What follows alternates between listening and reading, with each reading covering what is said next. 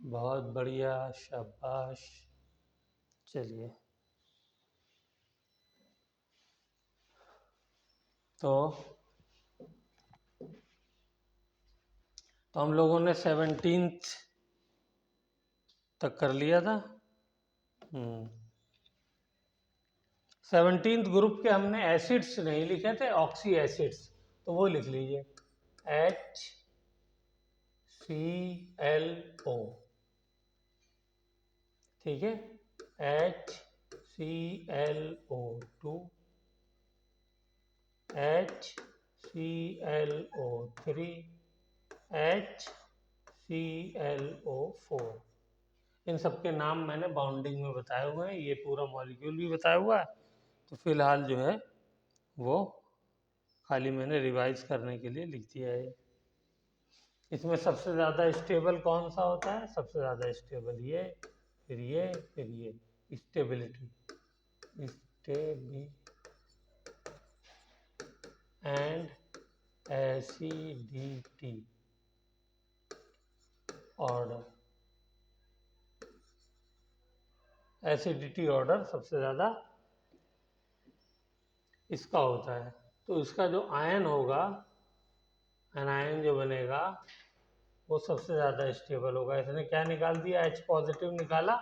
H positive निकाल के क्या बन जाएगा? ClO4 minus. और H पॉजिटिव निकाल दिया इसने, चाहे यहाँ लिख दो चाहे यहाँ लिख दो। तो ये सबसे ज़्यादा स्टेबल है, मोस्ट स्टेबल। ठीक है, ऐसे ही सबका बना करके ऑर्डर लिख लेना।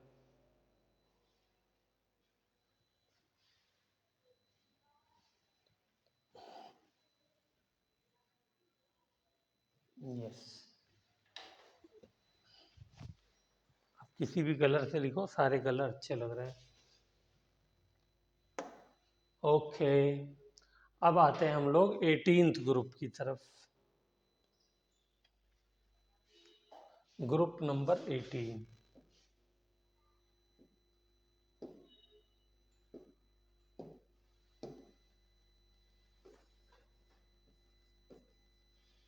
ग्रुप 18, इसको इनर्ट गैस भी कहते हैं और नोबल गैस भी कहते हैं।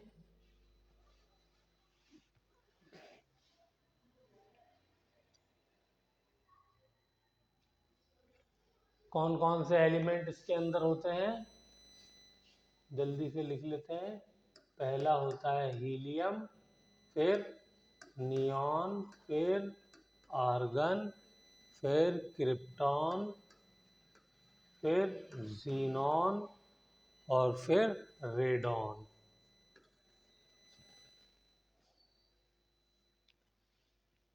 ठीक है।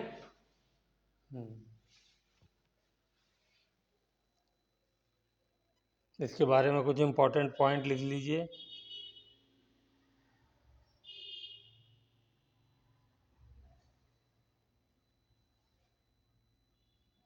एक्सेप्ट रेडॉन, एक्सेप्ट रेडॉन, अगर इसका लास्ट वाला लिख लें ओगेनिजॉन, इसके बाद क्या आ रहा है? लास्ट ओजी, ओगेनिजॉन। ये दोनों जो हैं वो हमें एटमॉस्फेयर में नहीं मिलते हैं, बाकी ये सब के सब एटमॉस्फेयर में हमको मिलते हैं। ठीक है, तो ये बात लिख लीजिए। ठीक है,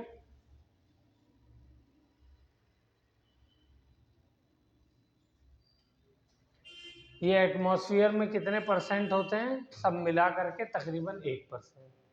लिखिए,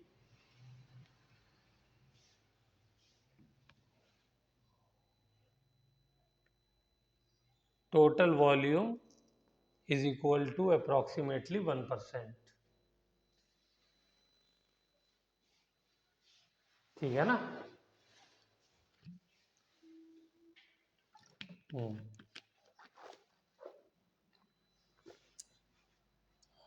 चलिए, और ये सब के सब कलरलेस, टेस्टलेस, ऑर्डरलेस और मोनो एटॉमिक होते हैं। कलरलेस, टेस्टलेस, ऑर्डरलेस, ऑर्डर माने खुशबू, कोई इनकी महक नहीं होती, ठीक है। टेस्टलेस, टेस्ट नहीं होता, ठीक है ना। कलरलेस, कलर नहीं होता, हाँ। ऑर्डर माने महक। अब महक अच्छी भी हो सकती है, खराब भी हो सकती है, तो डिपेंड करता है, ठीक है। और मोनो एटॉमिक क्यों होते हैं? क्योंकि ये इनर्ट हैं, तो ये आपस में बॉन्ड ही नहीं बनाते हैं, ठीक है ना। तो इसीलिए क्या हो गया, मोनो एटॉमिक, यानी अकेले अकेले एग्जिस्ट करते हैं, ठीक है ना। जैसे नाइट्रोजन है N2, hydrogen H2, oxygen O2, chlorine Cl2, ये सब क्या है, डाई एटॉमिक, लेकिन ये सब क्या सब ऐसे ही अकेले अकेले एग्जिस्ट करते हैं, ठीक है। चलिए,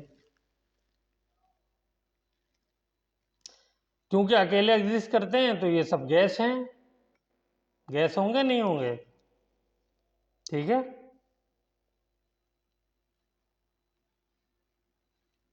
और लीस्ट रिएक्टिव है, इसलिए क्योंकि इनका ऑक्टेट सबका कंप्लीट होता है, इसीलिए तो इनर्ट है, तो लीस्ट रिएक्टिव हो गए।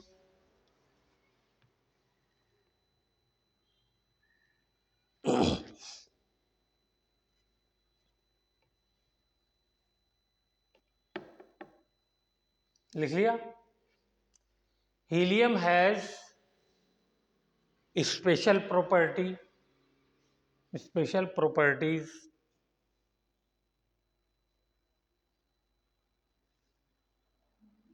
हीलियम के बारे में लिखा, हैज स्पेशल प्रॉपर्टीज।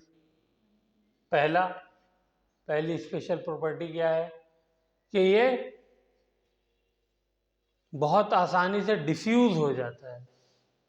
डिफ्यूज का मतलब फैलना। मिसाल के तौर पे देखो, अगर मैंने इस बॉटल में हीलियम गैस भर दी तो इसमें नहीं रहेगी, वो निकल जाएगी, बॉटल के अंदर से भी निकल जाती है। इसके अंदर जो मॉलिक्यूल्स के बीच में जो छेद होता है वो उससे भी छोटी होती है, तो निकल जाती है। इसमें से क्यों नहीं निकल रहा पानी? इसलिए कि जिन मॉलिक्यूल से ये मिल करके बनी है उनके बीच में इतनी जगह नहीं है कि वो पानी को निकलने दें, उसके लिए जगह। तो वही है, यही रबड़ की बनी हो तो भी निकल जाएगा, और ये गिलास की बनी हो तो भी निकल जाएगी, सोचो। यानी उसको जो है वो स्टोर करना बहुत मुश्किल काम है, ठीक है। तो इसलिए उसको लिक्विफाई करके स्टोर करते हैं। तो क्या लिखा है? Helium diffuses from rubber, glass, plastics,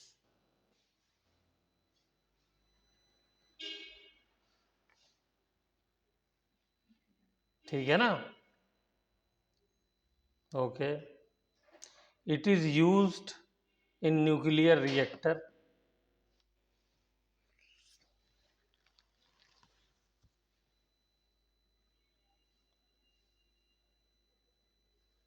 and balloons, balloons,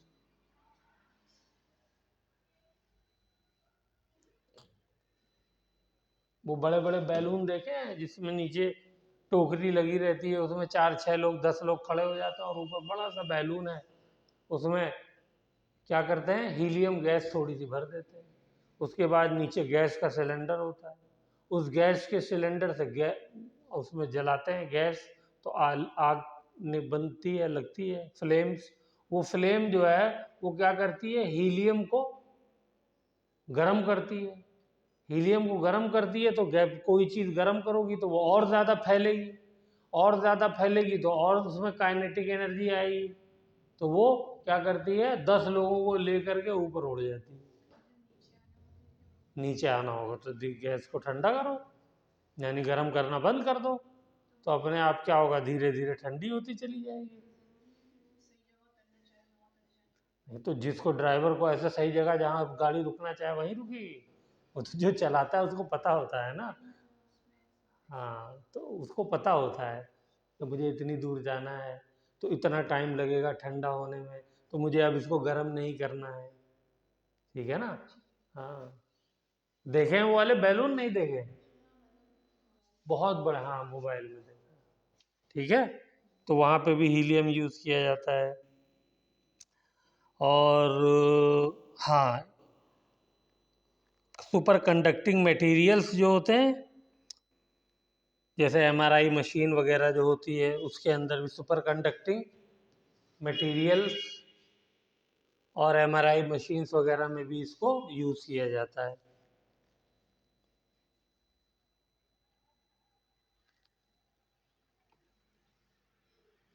because इनका जो टेम्परेचर है जिस पे लिक्विफाई करते हैं वो बहुत लो होता है, लो, because of low लिक्विफाइंग temperature.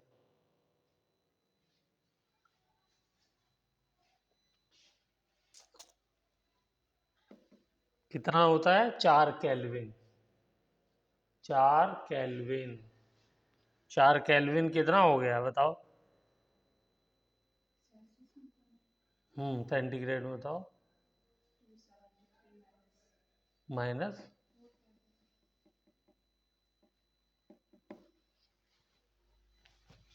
273 kelvin कितने डिग्री सेंटीग्रेड के बराबर होता है?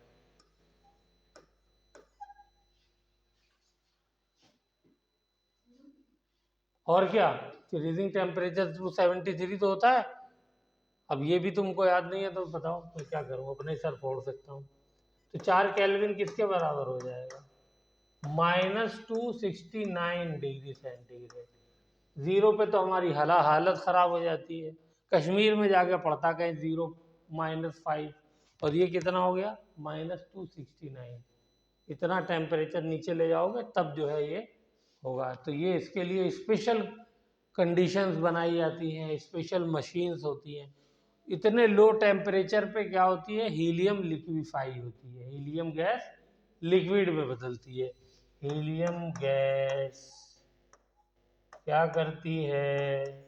हीलियम लिक्विड में कन्वर्ट होती है, और इसी टेम्परेचर पे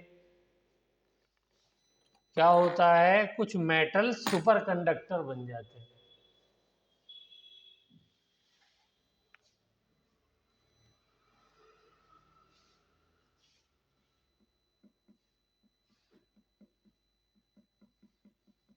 ठीक है, और इसका एक बहुत इंपॉर्टेंट यूज है जो मैंने सॉल्यूशन चैप्टर में शायद बताना भूल गया। लिखिए, वो होता है डाइविंग। जो लोग डाइवर्स होते हैं, कौन होते हैं डाइवर्स? जो समुंदर में गोताखोर होते हैं, गोता लगाते हैं। ठीक है,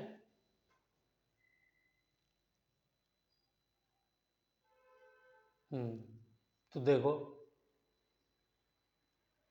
वो जब समुंदर में गोता लगाते हैं तो अपने साथ वहाँ ऑक्सीजन कैसे मिलेगी उनको? तो अपने साथ सिलेंडर लेके जाते हैं, कमर पे बांध करके। वो सिलेंडर लेकर के गए, उस मास्क लगा लिया है। अब देखो क्या हुआ, जब वो समुंदर के, ये मान लो समुंदर के इतना नीचे चले गए, और ये मेरा समुंदर की सतह है, इसमें मैंने ऑक्सीजन भरी हुई है सिलेंडर में, इतना नीचे गए, तो यहाँ पे प्रेशर कितना हो जाएगा? हमने पढ़ा है, कौन से चैप्टर में पढ़ा था? बोलो। लिक्विड स्टेट ऑफ मैटर के अंदर सॉलिड स्टेट मैटर था और एक लिक्विड वाला था।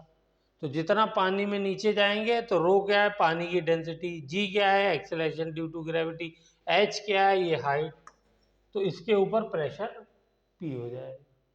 ऊपर कितना प्रेशर होता है? वो तो एटमॉस्फेयर के बराबर होता है। कितना होता है एटमॉस्फेयर? वो 1 ATM होता है। लेकिन जब हम नीचे जाएंगे तो ये 1 एटमॉस्फेयर तो ऊपर से लग ही रहा है, प्लस ये वाला और लग जाएगा, तो नेट प्रेशर कितना हो जाएगा, इसमें +1 ATM और जोड़ दिए।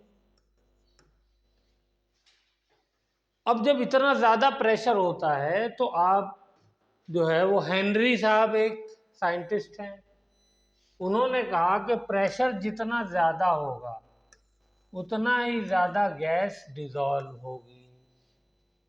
प्रेशर जितना ज्यादा होगा उतना ही गैस डिजॉल्व होगी। तो प्रेशर इज इक्वल टू के एच, इक्वल का साइन लगाना है तो एक कांस्टेंट आ जाएगा के एच इंटू एक्स बी। ये हेनरीज लॉ कहलाता है। ये सॉल्यूशन में पार्ट बताना चाहिए था, ये टॉपिक रह गया। के एच जो है वो कहलाता है हेनरी कांस्टेंट। तो प्रेशर बढ़ाने पे क्या हो जाता है, ये मोल फ्रैक्शन है किसका, जो गैस डिजॉल्व हो रही है उसका। तो नीचे जाऊंगा तो प्रेशर बढ़ेगा, प्रेशर बढ़ेगा तो गैस डिजॉल्व ज्यादा हो जाएगी। तो मैंने सिलेंडर में ऑक्सीजन भर लिया, मैंने सिलेंडर में ऑक्सीजन भर लिया, तो क्या हो जाएगा, मेरे जिस्म में ऑक्सीजन नहीं बढ़ जाएगी। और ज्यादा ऑक्सीजन हो जाए तो फायदेमंद है, कोई भी चीज फायदेमंद नहीं है। शुगर देखो ज्यादा हो जाए तो कितना परेशानी है। हर चीज का एक बैलेंस है, वो होना चाहिए। तो ऐसे ही ऑक्सीजन बढ़ जाएगी तो मेटाबॉलिज्म रेट बढ़ जाएगा, डेथ हो सकती है आदमी। तो अब क्या करें, ऑक्सीजन तो वहां मिलेगी नहीं और जाना भी जरूरी है, रिसर्च करना है। तो उस केस में क्या करते हैं हम लोग के ऑक्सीजन के अंदर हीलियम गैस मिला देते हैं, तो उसकी परसेंटेज कम हो जाती है। तो हमें मालूम है इतनी गहराई में जाना है तो इतनी हीलियम मिला दो, तो जब इतनी डिजॉल्व होगी तो उसमें इतनी ऑक्सीजन होनी चाहिए जो हमारी बॉडी को चाहिए होती है। आ रही बात समझ में, तो उतनी मिलती रहेगी। ठीक है, अब क्लियर हुई बात। तो इसलिए डाइवर्स का जो डाइवर्स होते हैं, जो समुद्र में गोताखोरी करते हैं, उनके सिलेंडर के अंदर ऑक्सीजन के साथ हीलियम गैस को मिलाया जाता है। और कोई गैस क्यों नहीं मिलाते हैं, इसलिए कि हीलियम जो है वो सबसे कम रिएक्टिव होती है।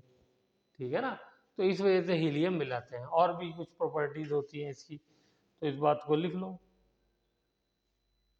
ठीक है, लिखा। It is used as diluent, यानी ऑक्सीजन को डाइल्यूट करने के लिए diluent.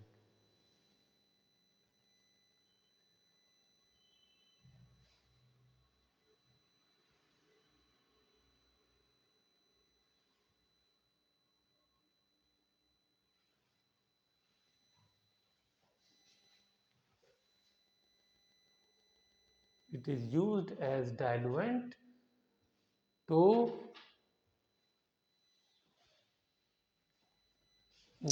to oxygen for divers, या डाइविंग, फॉर डाइविंग यानी गोताखोरी के लिए। डाइवर्स गोताखोर। हो गई बात क्लियर। ये हर बार जो है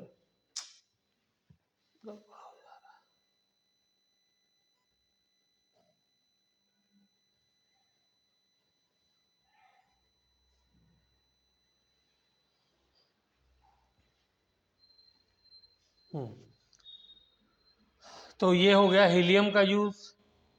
चलिए, एक और गैस है वो बहुत यूज होती है, उसका भी लिख लीजिए, नियॉन। नियॉन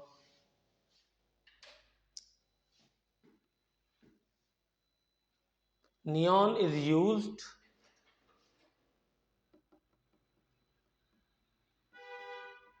इन फ्लोरोसेंट बल्ब्स। नियॉन कहाँ यूज करते हैं, नियॉन इज यूज्ड इन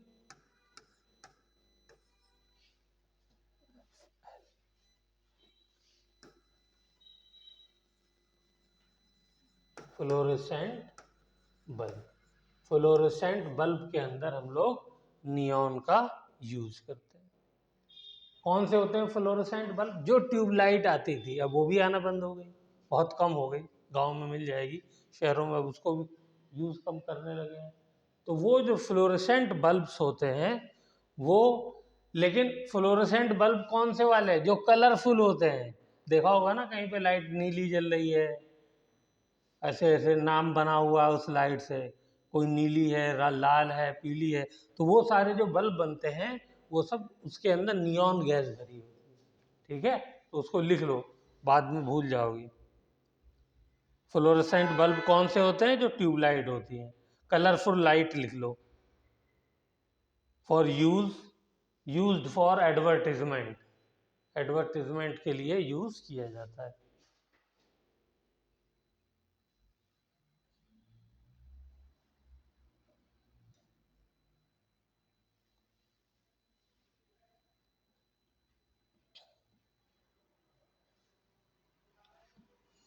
हो गया? चलो गुड। अब जैसे मैंने बताया कि जो रेडॉन है Rn, ये तो एटमॉस्फेयर में एग्जिस्ट नहीं करता है और रेडियो एक्टिव मटीरियल है। तो ये हमको कैसे मिलता है? तो ये हमको मिलता है रेडियम के डीकॉम्पोजिशन से।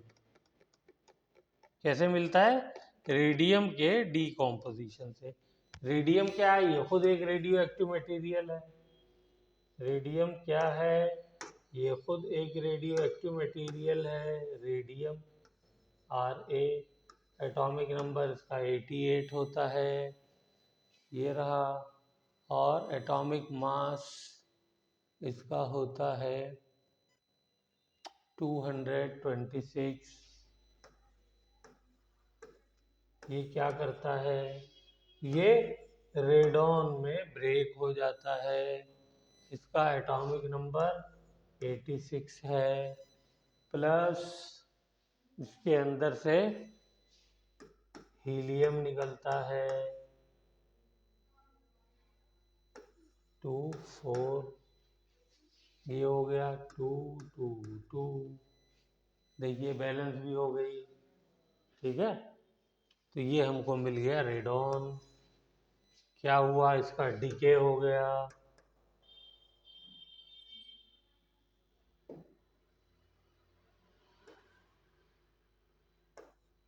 डीके, ठीक है। तो ये सब चीजें हो गई।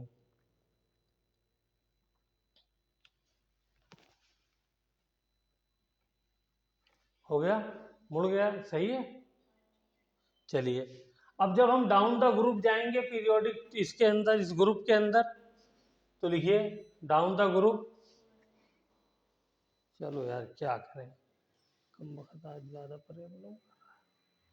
कोई बात नहीं, वो मैंने ठीक ऐसे ही किया हुआ है। ठीक है ना। चलो,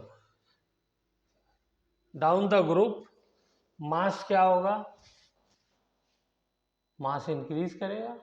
जब हम नीचे जाएंगे तो मास इंक्रीज करेगा ना। मास इंक्रीजेस, साइज इंक्रीजेस,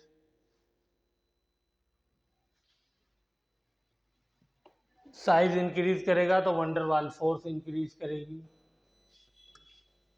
मास इंक्रीज करेगा, साइज इंक्रीज करेगा तो वंडरवाल फोर्स इंक्रीज करेगा। वंडरवाल फोर्स इंक्रीज करेगा तो मेल्टिंग पॉइंट, बॉइलिंग पॉइंट ये इंक्रीज करेगा।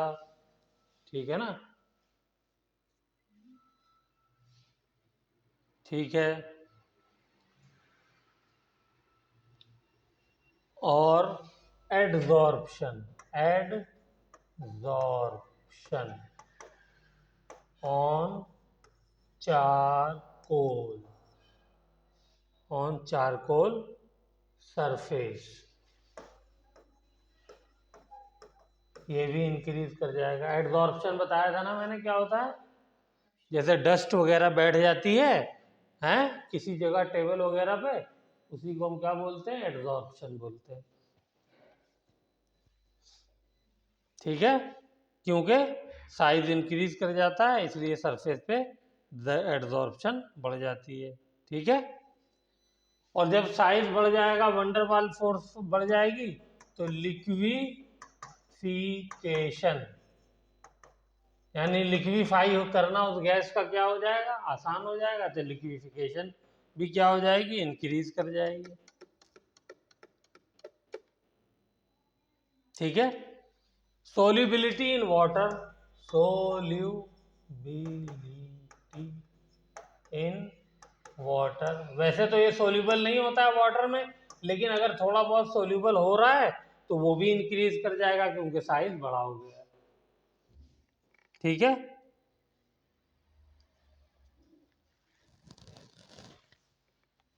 ठीक है, सारे पॉइंट एक ही जगह लिखा दिए हैं मैंने।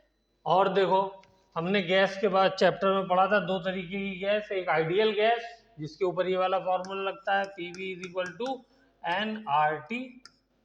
ठीक है, एक रियल गैस होती है जो एक्चुअली गैस होती है।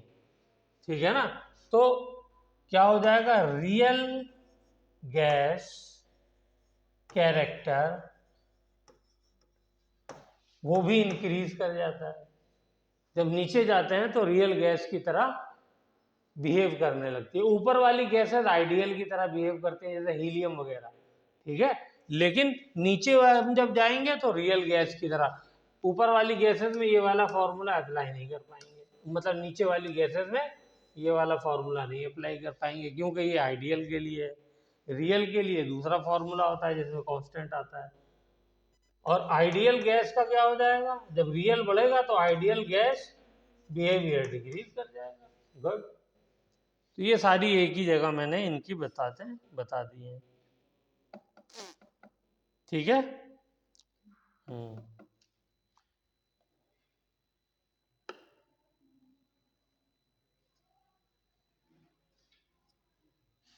इनकी इलेक्ट्रॉनिक कॉन्फ़िगरेशन क्या होती है, वो तो यही बतानी चाहिए थी मुझको, बोलिए। NH2 NP6, 18 हो गए ना, तो वैलेंस शेल में 8 इलेक्ट्रॉन आएंगे, तो इसके अंदर P ब्लॉक, इसीलिए तो इनर्ट हो गया कि सारे जो ऑर्बिटल हैं वो फुल हैं, सारे ऑर्बिटल फुल हैं, इसीलिए ये क्या है, ये देखो S में 2 इलेक्ट्रॉन और P में 6 इलेक्ट्रॉन, तब फुल है, इसीलिए तो रिएक्शन नहीं करता है। ठीक है, इसीलिए इनकी आयोनाइजेशन एनर्जी क्या होगी, लिखिए, आयोनाइजेशन एनर्जी क्या होगी, इलेक्ट्रॉनिक कॉन्फ़िगरेशन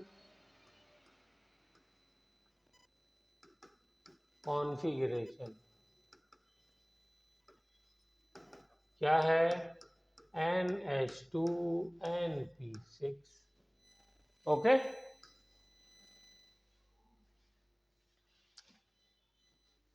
जब ये है तो इस वजह से क्या हो जाएगा, आयोनाइजेशन एनर्जी, बोलिए क्या हो जाएगी,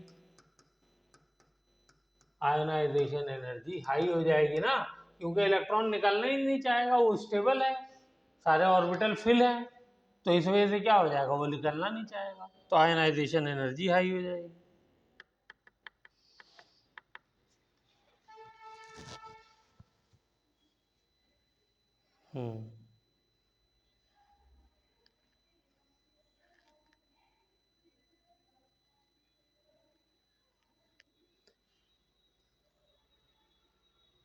एक साइंटिस्ट थे, वो एक कंपाउंड पे काम कर रहे थे, O2PTF6,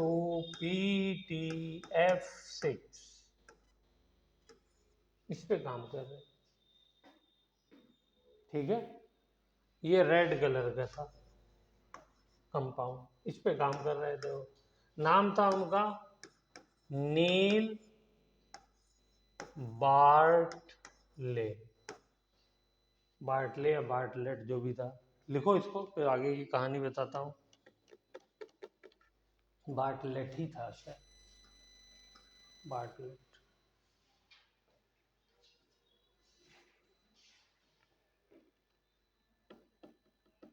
ठीक है,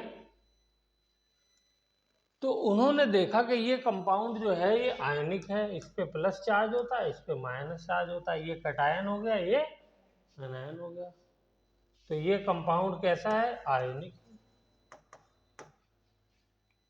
आई बात समझ में। उसी अपनी रिसर्च के दौरान इन्होंने देखा कि अगर O2 आपके पास है और उसमें से आपको इलेक्ट्रॉन एक निकाल करके O2 प्लस बनाना है तो इसके लिए जो आपको एनर्जी देनी पड़ेगी, यानी चेंज इन एंथैल्पी है, वो लिखिए, इसको लिखिए रिएक्शन को, चेंज इन एंथैल्पी।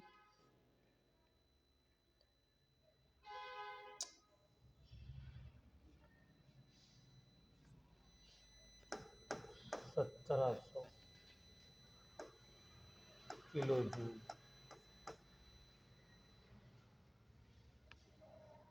कितनी एनर्जी देनी पड़ेगी? 1700 किलो जूल देनी पड़ेगी। लिख लिया? ये चेक कर लेंगे डाटा, अभी मुझे याद नहीं आ रहा है, मुझे मतलब जो याद आ रहा है वो यही है। तो उन्होंने देखा कि यार ये जो जीनॉन है, नोबल गैस वाला जीनॉन, अगर इसमें से भी मुझे एक इलेक्ट्रॉन निकालना हो और जीनॉन प्लस बनाना हो तो इसके लिए भी जो मुझे एनर्जी चाहिए वो इतनी ही चाहिए तकरीबन।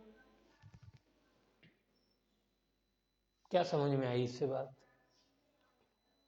कि अगर ऑक्सीजन मॉलिक्यूल से मुझे एक इलेक्ट्रॉन निकालना हो तो ये एनर्जी चाहिए। तो वो रिसर्च के दौरान उन्होंने ये भी देखा कि अगर जीनॉन से मुझे इलेक्ट्रॉन निकालना है, इसका तो ऑक्टेट पूरा है, तो ये तो निकालना नहीं चाहता, लेकिन अगर मुझे निकालना है तो मैं तो भैया जबरदस्ती तो किसी से कुछ भी कराया जा सकता है ना, डंडे के तौर पे, तो आपको ज्यादा एनर्जी देनी पड़ेगी। तो अगर मैं दे दूं तो ये इतनी एनर्जी पे ये भी एक इलेक्ट्रॉन दे देता है। तो जो हम ये आज तक कहते आए हैं कि नोबल गैस कोई कंपाउंड नहीं बनाती है, तो ये जो कंपाउंड है, अगर मैं ये कंपाउंड किसके साथ बनाना चाहूं, जीनॉन के साथ बनाना चाहूं, तो इसको बना लेना चाहिए। क्यों बना लेना चाहिए? इसलिए कि उतनी ही एनर्जी तो इसमें भी लग रही है इलेक्ट्रॉन निकालने में। जब ऑक्सीजन में से निकल सकता है तो इसमें से भी निकल सकता है। जब दोनों को एनर्जी सेम चाहिए तो उन्होंने कहा लाओ यार लेट अस डू इट। और उन्होंने जब एक्सपेरिमेंट किया इसको, और ये रिएक्शन, जिस रिएक्शन से ये बनाया था वहां पे ऑक्सीजन की बजाय ये ले लिया जीनॉन, तो देखा प्रोडक्ट बन गया। क्या बन गया? प्रोडक्ट बन गया। और इसका भी इत्तेफाक से कलर जो था वो रेडी था, और ये कंपाउंड भी आयनिक ही था। तो यहां से डिस्कवरी हो गई कि नोबल गैस जो होती हैं वो कंपाउंड बना सकती है। लिखो ये वाली बात। और किसने डिस्कवरी की? नील बार्टलेट ने। ये पहला कंपाउंड है नोबल गैस का। तो ये पूछ सकता है आपसे कि फर्स्ट कंपाउंड जो है नोबल गैस का कौन सा है। फिर तो उसके बाद लोगों ने लाइन लगा दी।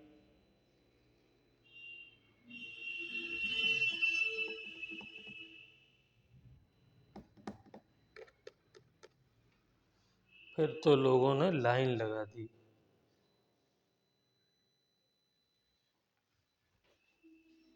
तो ये this is first compound, first compound of noble gas.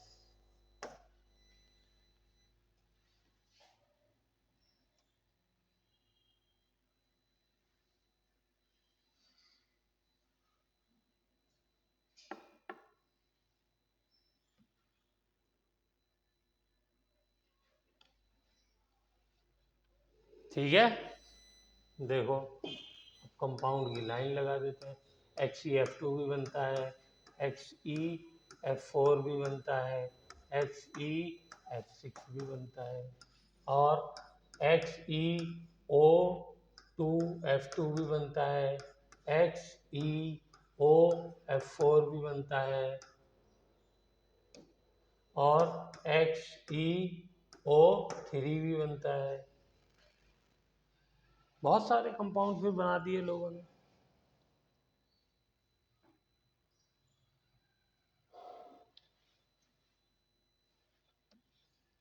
Okay,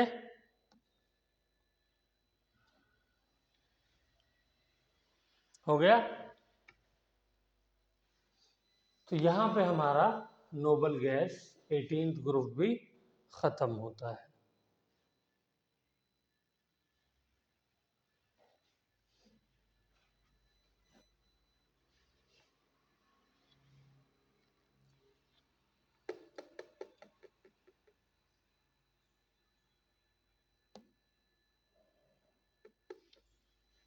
लिख लिया।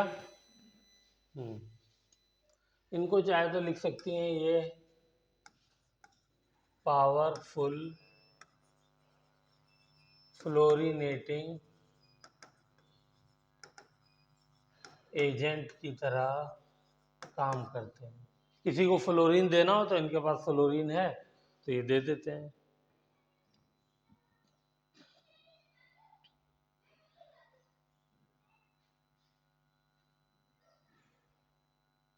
ठीक है।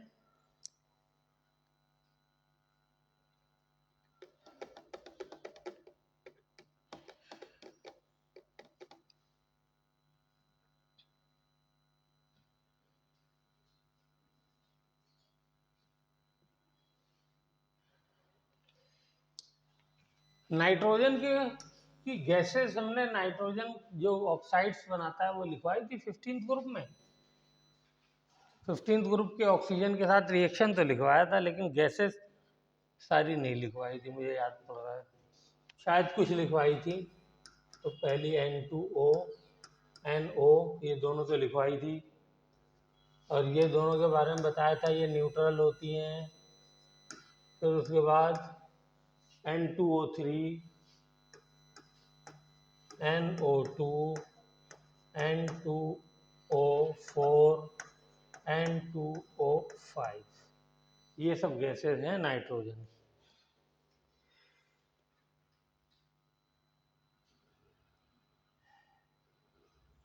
हाँ मुझे याद आ गया, लिख लीजिए, वहीं पे लिख लीजिए, एक लाइन में लिख लीजिए वहीं पे।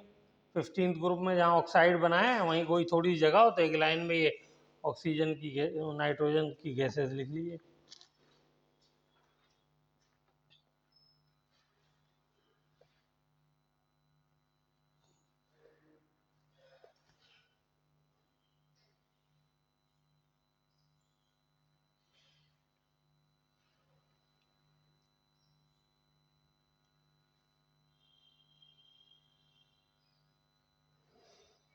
हो गया।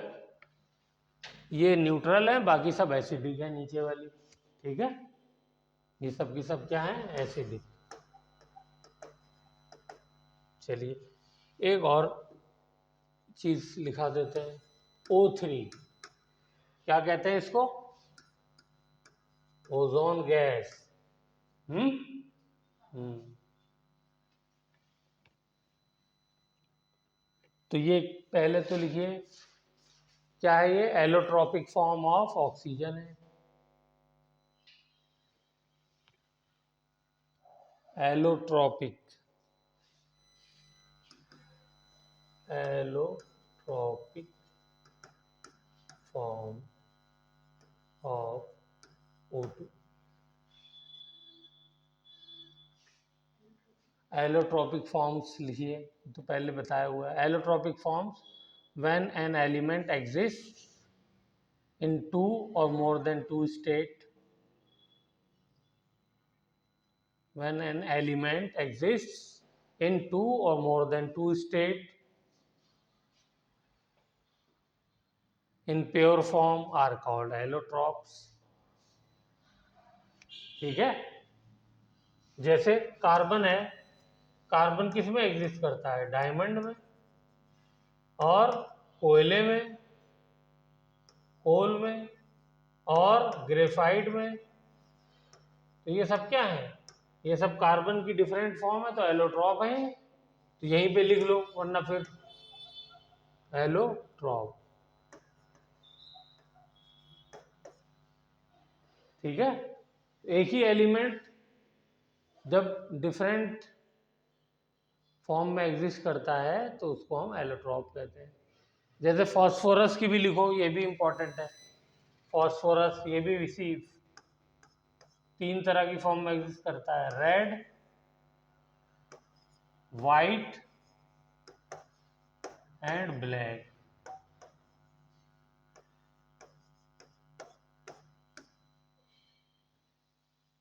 ठीक है,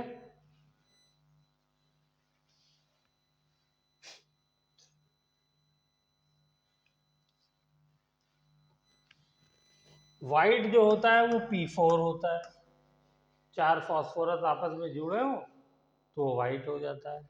कैसे जुड़े होते हैं ये मैंने बताया था, पी पी पी पी।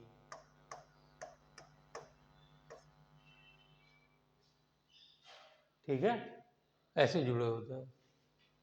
हर फास्फोरस देखो 3 बॉन्ड बना रहा है, ऐसे बनाओ, फिर से बनाओ, एक फास्फोरस, दूसरा फास्फोरस, तीसरा फास्फोरस, चौथा, ये ऐसे जोड़ दिए, जोड़ लिए, ये ऐसे जोड़ लिया, और ये वाला फास्फोरस इसके साथ जुड़ा है, इस बॉन्ड को कुछ टच नहीं कर रहा है, इसको चाहे तो घुमा के ऐसे जोड़ दो। ठीक है, तो हर फास्फोरस 3 बॉन्ड बना रहा है। तीनों कौन से बॉन्ड हैं? कोवेलेंट बॉन्ड, वो सिग्मा बॉन्ड है। पाई तो कोई नहीं बना रहा, बताया था मैंने, पाई बॉन्ड नहीं बनाता है फास्फोरस। क्यों? इसलिए कि 3/3 शेल वाले एलिमेंट पाई आपस में पाई बॉन्ड नहीं बनाते हैं, वीक होता है। तो ये किसका स्ट्रक्चर है? P4 का। और क्या होता है ये? White phosphorus.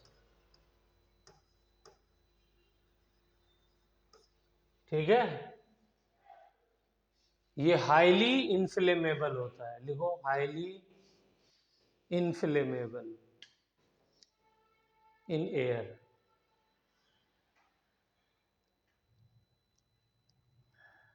Highly inflammable in air. Air के अंदर क्या होता है, आप इसको, इसीलिए जो जब लड़ाई होती है डिफरेंट आर्मीज के बीच में, तो क्या करते हैं, इसका बम बना के मार देते हैं, तो नीचे जो पब्लिक होती है जल जाती है। इसीलिए यूनाइटेड नेशन ने इसके बम को क्या कर रखा है? ममनू कर रखा है, मना कर रखा है कि ये यूज़ नहीं कर सकते। लेकिन फिर भी अभी इजराइल ने फ़लस्तीनियों के ऊपर और लेबनान के लोगों के ऊपर यूज़ किया है। ठीक है, हाँ, इसी का मतलब इसका भी यूज़ किया है, और भी यूज़ किया है, इसका भी यूज़ किया है। तो ये क्या हो गया? ये वाइट फास्फोरस है। लेकिन इसी को मुझे रेड बनाना है, तो क्या करूंगा मैं? बहुत सारे इसके यूनिट जोड़ दूं। मान लो n टाइम्स इसको जोड़ दिया मैंने क्या किया? n टाइम्स जोड़ दिया, तो ये क्या बन जाएगा? ये बन जाएगा रेड फास्फोरस।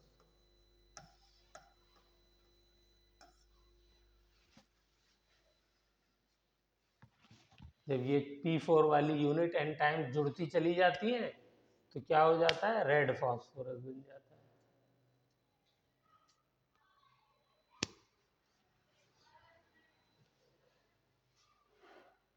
रेड फास्फोरस देखा है? देखा है। माचिस की तीली होती है, उसके आगे जो टिप बनी होती है जिसको रब करने से जलती है, वो रेड फास्फोरस की बनी होती है। ठीक है, तो वो देखो अपने आप नहीं जलती है, उसको रगड़ना पड़ता है तब जल जाती है। ये वाली तो अपने आप, उसे रखोगी, हवा जैसी हवा मिलेगी फौरन जल जाएगी। कौन सी? White phosphorus. और ब्लैक फास्फोरस छोड़ो, ठीक है, बस ब्लैक फास्फोरस नाम याद रहे, यही काफ़ी है। ओके, तो कहाँ से शुरू हुए थे, कहाँ ख़त्म हो गए? तो हम लोग ओजोन कर रहे थे। ओजोन में हमने देखा कि ये एलोट्रोपिक फॉर्म ऑफ ऑक्सीजन है। ठीक है,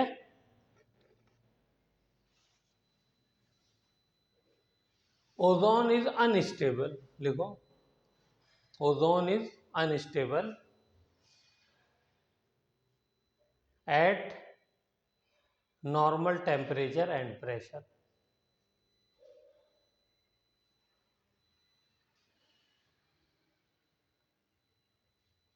नॉर्मल टेम्परेचर यानी ये रूम टेम्परेचर प्रेशर पे अगर हमने ओजोन गैस रिलीज कर दी तो वो क्या हो जाएगी? अनस्टेबल है, यानी वो ओजोन में नहीं रहेगी। तो ओजोन में नहीं रहेगी तो क्या हो जाएगा उसके साथ? वो O3 कन्वर्ट हो जाएगी O2 में, प्लस एक नेसेंट ऑक्सीजन दे देगी, इस तरीके से कन्वर्ट हो जाएगी। तो इस बात को लिख लो।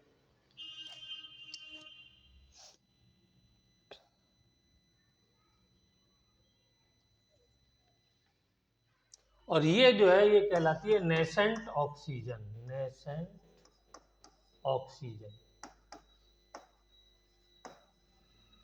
ये क्या होती है? पावर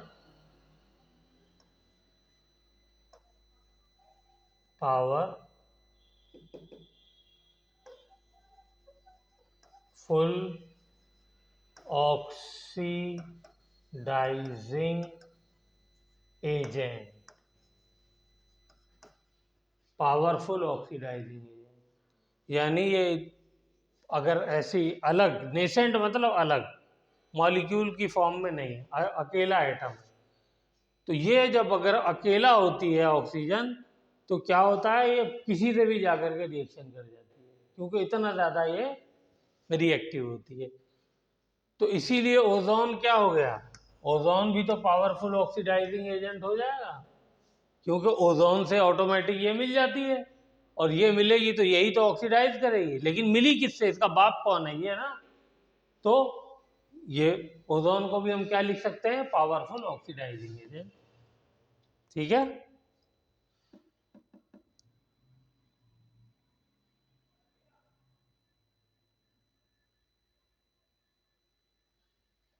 लिख लिया। ओजोन गैस जो है, गैस की फॉर्म में अगर ओजोन है तो उसका कलर होता है लाइट ब्लू या पेल ब्लू, लिख लो। क्या होता है, लाइट ब्लू। और अगर आपने उसको लिक्विफाई कर दिया है तो डार्क ब्लू हो जाएगा। अगर आपने उसको लिक्विफाई कर दिया है तो क्या हो जाएगा, डार्क ब्लू हो जाएगा। और अगर उसको आपने और जो है वो टेम्परेचर कम करके प्रेशर बढ़ा के सॉलिड में कन्वर्ट कर दिया है तो उसका कलर हो जाता है वॉयलेट।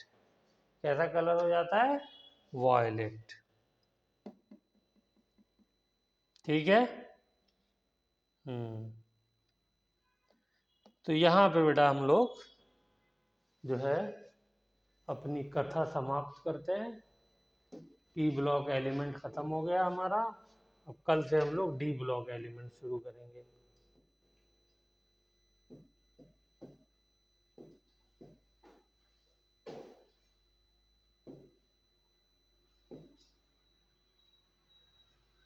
ये लेक्चर कौन सा है, कल वाला चौथा था शायद, है या तीसरा था?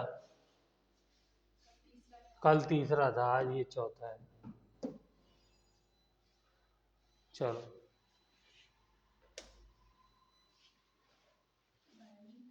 हाँ बेटा, हाँ बायो के सर कह रहे हैं कि क्लास जो है वो